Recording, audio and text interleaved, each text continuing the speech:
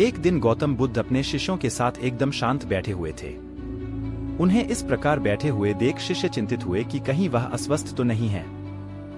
एक शिष्य ने उनसे पूछा कि आज वह मौन क्यों बैठे हैं, क्या शिष्यों से कोई गलती हो गई है। इसी बीच एक अन्य शिष्य ने पूछा कि क्या वह अस्वस्थ हैं, पर बुद्ध मौन रहे। तभी कुछ दूर खड़ा व्यक्ति जोर से चिल्लाया, आज मुझे सभा में बैठने की अनुमति क्यों नहीं दी गई है। बुद्ध आंखें बंद करके ध्यान मग्न हो गए। वह व्यक्ति फिर से चिल्लाया, मुझे प्रवेश की अनुमति क्यों नहीं मिली। इसी बीच एक उदार शिष्य ने उसका पक्ष लेते हुए कहा कि उसे सभा में आने की अनुमति प्रदान की जाए। बुद्ध ने आंखें खोली और बोले, नहीं, वह अछूत है, उसे आज्ञा नहीं दी जा सकती। यह सुनकर शिष्यों को बड़ा आश्चर्य हुआ। बुद्ध उनके मन का भाव समझ गए और बोले, हाँ, वह अछूत है। इस पर कई शिष्य बोले, हमारे आश्रम में जात पात का कोई भेद ही नहीं, फिर वह अछूत कैसे हो गया। तब बुद्ध ने समझाया, आज वह क्रोधित होकर आया है।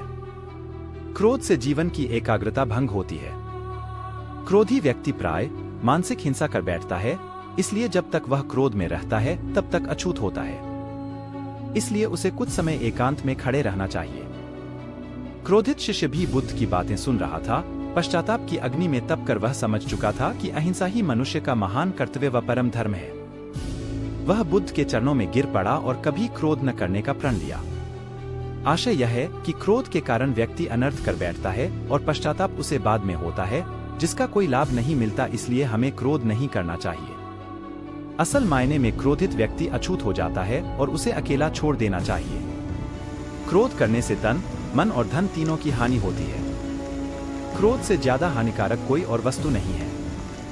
यह कहानी आप क्या सीखा है, मुझे कमेंट करके जरूर बताइएगा।